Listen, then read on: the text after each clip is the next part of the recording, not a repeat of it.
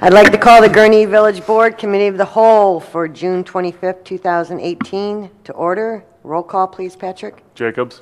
Present. Thorstenson. Here. Ross. Here. Garner. Here. Balmus. Present. Hood. Here. 6 present. All right, please join me in the Pledge of Allegiance. I pledge allegiance to the flag of the United States of America and to the republic for which it stands, one nation, under God, indivisible, with liberty and justice for all.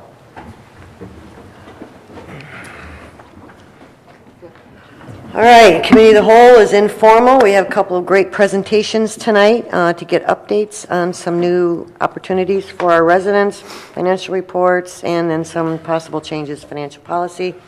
Patrick will take us through them and introduce our speakers. Yeah, so it's basically the finance show tonight. So I think Brian's going to get us kicked off here and then turn it over to his Assistant Finance Director, Erica Wells, to walk us through the first item. All right, thank you. As you know, we've been working to replace the finance software for almost 2 years now. It's been quite a process, but we're getting near the end. We got utility billing module, which is the water and sewer module, ready to go live here in about a week. Erica Wells has served as the project manager on the whole project, but was very hands-on in the utility billing conversion. So I thought it was a good idea to let her kind of reveal some of the new features of the software that the customers will hopefully enjoy. So I will turn it over to her and let her walk through a little presentation here on the new features.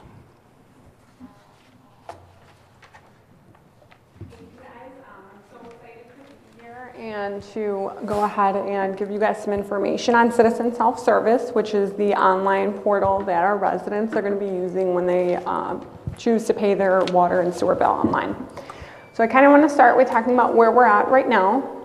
Like Brian mentioned, we are using SunGuard HTE as our financial software. The only module really left in this software is utility billing. With using this software, it allows for some limited online payments via bank that our residents are using right now. When they go to the village website and they make a payment online, if they choose pay online, they basically will use that, goes out to our bank in order for them to make the payment. And then I'm going to talk about where we're headed with to Munis with some online consolidation options for our residents to make their payments using Citizen Self-Service. So a little bit of history on our current process.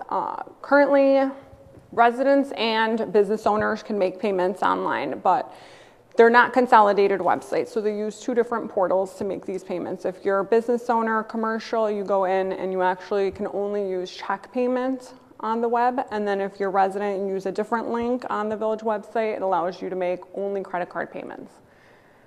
The payments do take 2 to 3 business days to post here at Village Hall, so it does cause delay. There's no real-time data, so it does take village staff has to go online and actually update that information for those balances to be accurate. It also only allows residents to see balances. So you put in your account number and basically all you see is your current balance as of the last manual update. So no real-time information. As most of you know, people are expecting, they expect technology, they expect to be able to go in and view information to that moment. They expect to be able to see balances right away. And currently we just don't offer any of those features to our residents. Go ahead. So with our new process, we're going to have consolidated residential and commercial payments. One link for our residents to click on, and they can automatically see, if they're a customer or business owner, and they also live in the village, they can go ahead and look at both of those accounts from just the same link, just by entering that account information like they normally do. Consistent payment methods, so we'll be accepting credit card for both commercial and residential payments. And then our payments will be posting in real time. So if that moment that a resident or business goes on to make their payment, that updated information will be reflected on the website right away. An example would be like husband, wife. If husband makes the payment online and then wife comes, a couple hours or a day later or on the weekend, something like that, and wants to make a payment as well, it'll be noted right there that somebody's already made a payment on the account, that there's a payment pending. So it'll avoid those delays, and then also sometimes the confusion that we get from our residents when they call and say, I went online to make a payment, and my husband made a payment as well, and I have a duplicate payment. Is there any way you can refund a payment? That type of thing. And then again, up-to-date balance information, so no manual process needed there. Balances will be up to date as soon as our balances are available in the financial system. So if we post bills today, they'll be available on the site right away. A little bit more functionality that comes with the new web portal is going to be consumption activity and payment history. So again, to note, our residents and businesses right now just see balances. They'll now be able to see consumption activity for up to 24 months, and then also payment history on their account. And we're going to show a demo on that right here. So, Brian. So although there's change happening with this, we're actually rolling out a very light version that is very similar to what our residents see now.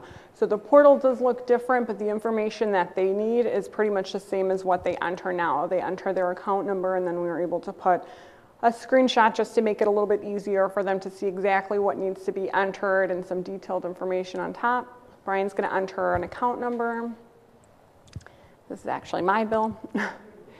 And so residents will be able to see this here. They see the name on the account, service location, account information, and then they can click on Manage Bills.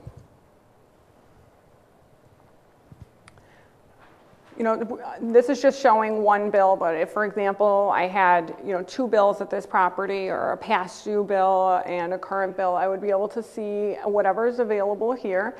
There's a couple options. It kind of works like a self-check, like a checkout online when you're using an online service where you can add the bill to your cart and pay it right away. You can also click on bill details. So for purposes of the demo, we'll click on bill details. And then it will show you based on what type of services you have. So the water meter charge, sewer meter charge, the usage. And then we can also click on account summary, Brian.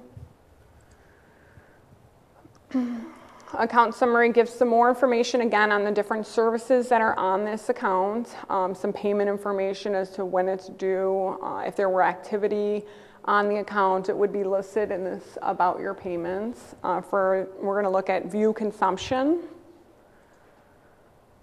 So here it's detailed, and then it's also in a graph, so residents can see past 24 months what their consumption, what their usage was, and then this is also really helpful for when somebody does get a higher bill. They can see, maybe last year at the same time the bill was similar, and sometimes that'll just help them answer questions without even having to call or wait for us to be available. Yep. So what we're going to go ahead and do now is just go back to Manage Bills. Pay now. Yep. So we're going to go ahead and add the bill to the cart. This is a simple process that they would do, and then it gives you the option to either review the cart or check out.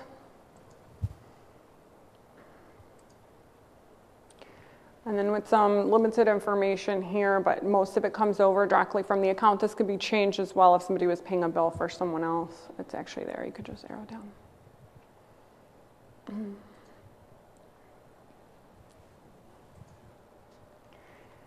And this is the place where they have the option to actually pay a different amount. So if they wanted to overpay, that's an option. Someone can overpay on their bill or pay just a portion of the bill as well. Again, if they do make that payment, it will be visible after the fact that there is a pending payment on the account. You can click continue.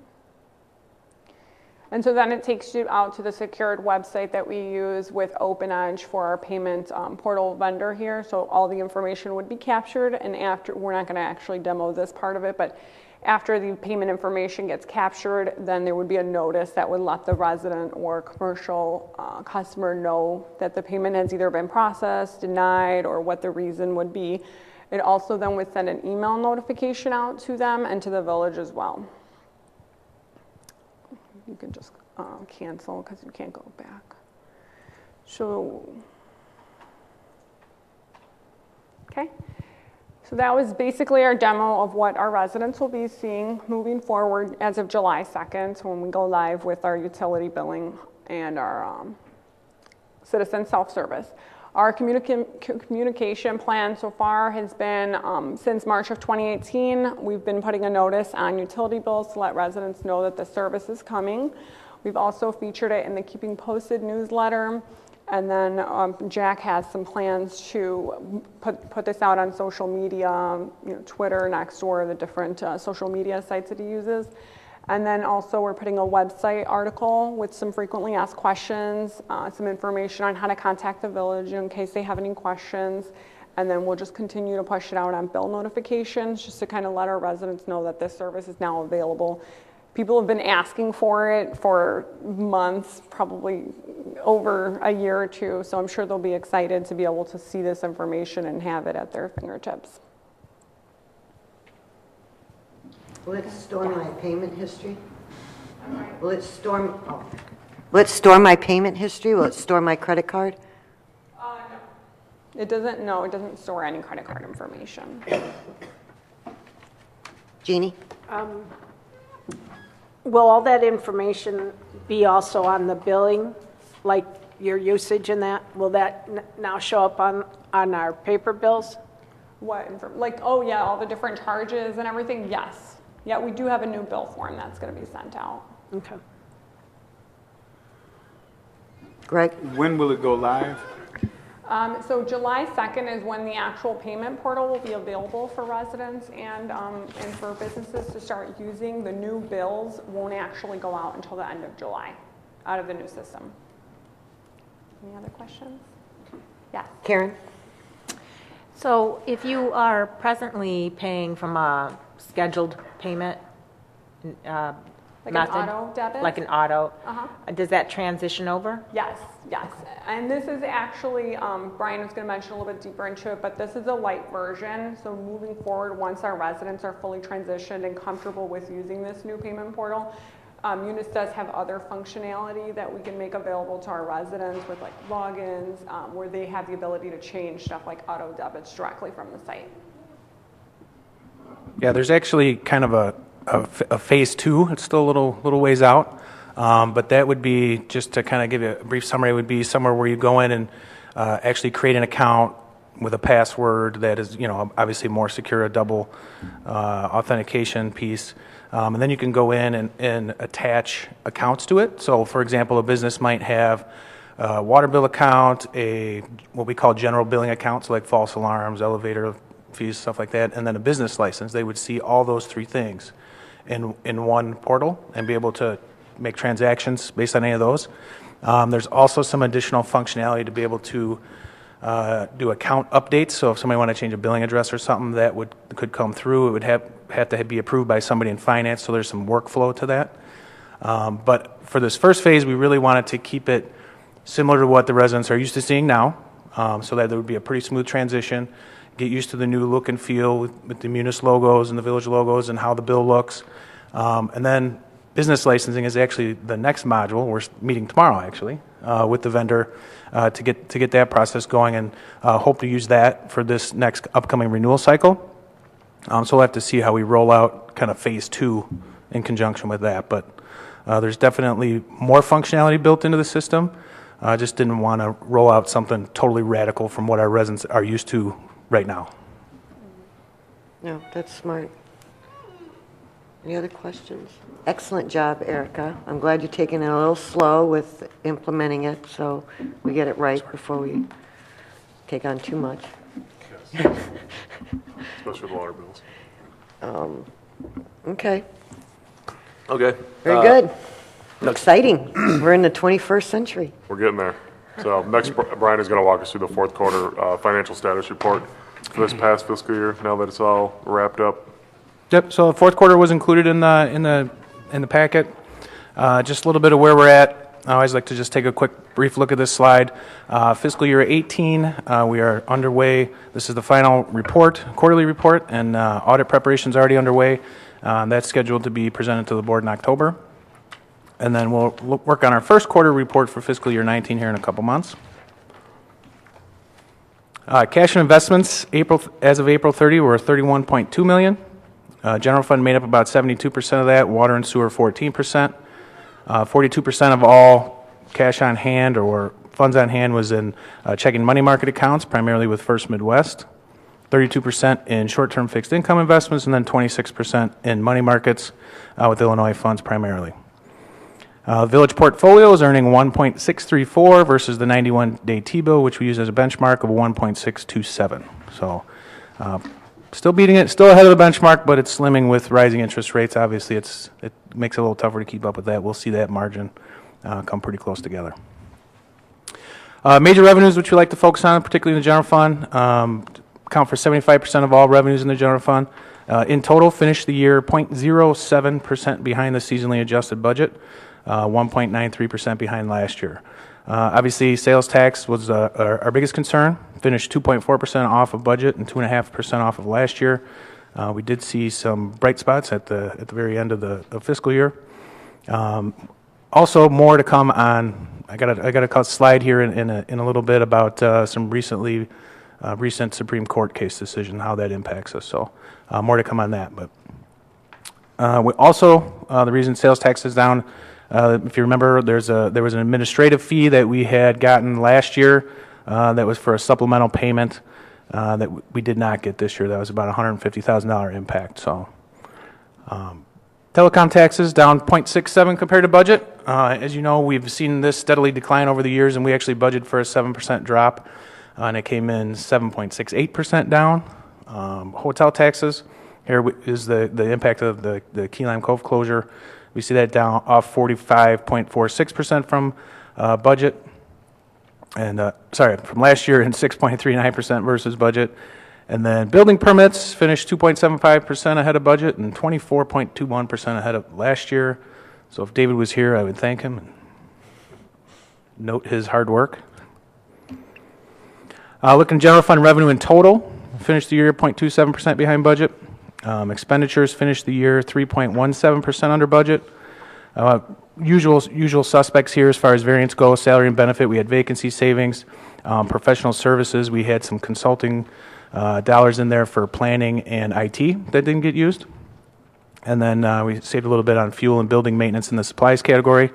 But the big story here is we budgeted an $871,000 deficit this year. We finished with a small surplus of $289,000. So kudos to the departments for doing a great job watching their expenditures, not only at the end of the year but throughout the year here. Really helped us out. On the water and sewer side, revenues finished the fiscal year at 96.23% of budget. The big thing here was water usage was down 5.4% from last year, and if you remember, last year was up almost 3% from the prior year. So kind of got a double hit there. On the expenditure side, came in under budget, 98.69%. Again, a lot of the same things here: salary and benefits. Obviously, we had some savings there from turnover. Workers' compensation offsets, and then professional and technical category, we had some lower finance consulting fees than we thought we would use. In the water fund, we budgeted for a $344,000 deficit, but we ended up at $556,000, and that's largely due to missing the water estimate by so much there. Looking at pension investments. On the police side, average portfolio balance of $46.8 million. Had investment income through the end of the year at $5.2 million. That gives us an annualized rate and a 12-month rolling average of 11.18. The 36-month rolling average is 6.66. Just as a frame of reference here, the actuarial assumption is 7%. So even on a 3-year rolling, we're just under that. Fire side, average portfolio $35.7 million. Investment income of 2.7 gives us an annualized 7.44% return and a 36-month rolling of 6.47. So you can see even though the fire pension fund, lagged behind the police pension fund in the annual returns, 36 months out, they're almost exactly the same. I mentioned a Supreme Court decision that's going to have an impact, large impact on municipalities. You probably heard the South Dakota versus Wayfair case. The Supreme Court ruled that states can require online retailers to collect sales tax. Illinois was ahead of it a little bit. They had anticipated that this might happen, and with the fiscal year 19 budget, passed the kind of vehicle to be able to collect use tax from online retailers. a piece of legislation called Marketplace Fairness Act. There's still a ton of outstanding questions. In the Supreme Court decision, the size of the retailer made a difference on whether they determined they could collect from it or not.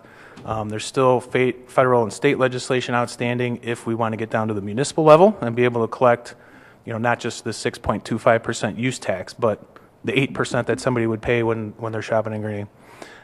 So that is still obviously outstanding, some outstanding points that will need to be dealt with, and I'm sure will be challenged along the way at some point. So, but looking at the use tax, the IML put out an estimate of about $207 million in use tax that is outstanding that could be collected as a result of the Supreme Court decision. To get to what that means for Gurnee, it is a little complicated. Right off the top of that $207 million, the state of Illinois gets 80% of that, so $41.4 million is left. Of that $41.4 million, City of Chicago gets 20%, the RTA gets 10%, the Metro East Mass Transit Authority gets 0.06%, and then there's a fund that is established in legislation called the Build Illinois Fund that gets a flat $3.15 million. So that wouldn't necessarily come out of this remaining 207. That's already baked in the cake for the rest of the use tax that we get. But you can see the myriad of districts that kind of have their fingers in the pot here. So after that, almost 25.6 million remains to be distributed to all Illinois municipalities based on population less Chicago, which gives us about $2.50 per capita. This would mean for us, or about $80,000. If you take the Build Illinois Fund out of there, assuming that gets paid from existing use tax, it's about $90,000. So somewhere between $80,000 and $90,000 is the impact based on kind of the calculator that IML has set up right now. How accurate that is or isn't will obviously be determined by many factors in the coming months. And that is all I had on the fourth quarter report.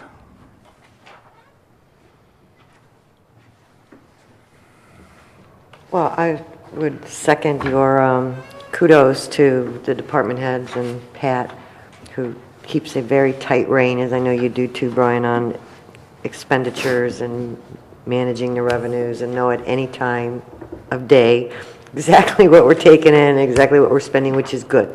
We need that because, it's constant struggle.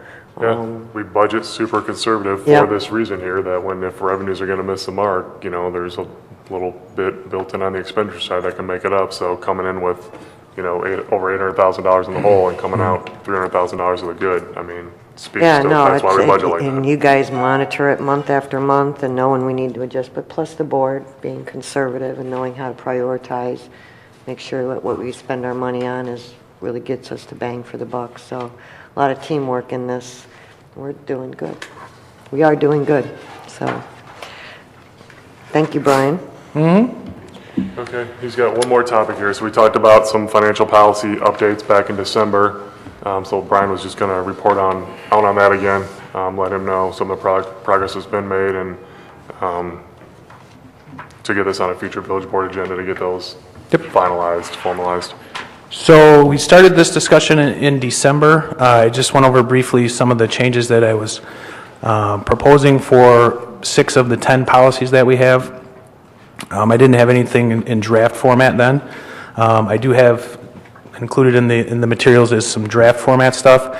There's still some cleanup to do with like fonts and getting it all in one consistent bullet numbering system and document. But we're working over 6 policies over 4 different finance directors, so there's a lot to kind of bring together and make it consistent. So I have those draft policies out there. There's a couple things that changed from my original proposal that are included in the draft documents. The accounts receivable policy, we had some discussion about distinguishing between adjustments and write-offs, and keeping the write-off authority at $5,000 for the administrator, and anything over that would come to the board. I believe that was Trustee Ross had some questions on that, so we left that exactly as it is now. And then the fixed asset policy, I had recommended moving the threshold for inventoried assets from 1,000, I believe, up to the fixed asset policy, which is 20,000. We left that at 1,000. I think it's good practice to have, and this is no different than what we do now in current practice, so there's no change for departments, but they will annually send a list of all inventory that is valued over 1,000, which we have to include in the audit every year anyway, which is why we do that. So I left those in there. Other than that, no changes from what I had proposed. I just wanted to get a draft out and give some time for comment or concern to come back, reach out to either myself or Pat, and then get this on a future village board, probably a consent agenda once I got a nice formal looking, I'll say prettier set of financial policies to bring forward. But I wanted to get something in your hands for review before that. That's really it on that. Questions for Brian? I obviously have plenty of time to review it and give them feedback. Greg? Who values the assets? So What's the process? So the fixed assets, so I'll say assets that we depreciate on the books, which would be like machinery and equipment over 25,000, I believe it is. We had a valuation done probably around 2004 or 5, somewhere in there, because there was a GASB pronouncement, if you ever heard of GASB 34, that required municipalities to actually carry assets on the books, which we never had to do before, and start depreciating them. So at that time, many municipalities just paid a company to come in and do a starting point. So at that point is when that happened, and then following that, we just depreciate it and capitalize it or put it on as an asset based on cost. And then depreciate it, straight line depreciation over useful lives that are laid out in the fixed asset policy. So it's professionally done. It's professionally done. It was professionally done in 2000, say 5-ish, and then after that, it's just based on how much we pay for the asset.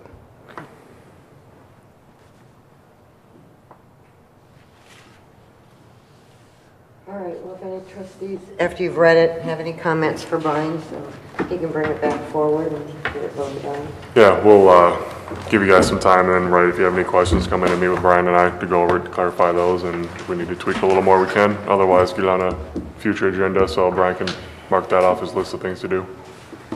Finally. All right, as a reminder, Saturday, we have a very special ceremony to dedicate the Richard A. Welton Village Plaza, 10 a.m. Saturday morning. Hopefully you all can join us for that. And then we have lots of fireworks over the next 5 days, starting Saturday. Are we going to put something out for the, okay. Well, something so people know that there's 5 nights of fireworks. Let the neighborhood know. At least the neighborhood. C2I next door or something, maybe. Yeah, because it'll start this weekend. All right, we have a meeting next Monday. Yep. All right, if there is no other business, do I have a motion to adjourn? So move. Motion by trustee Garner, second by trustee Jacobs. All in favor, say aye. Aye. Aye.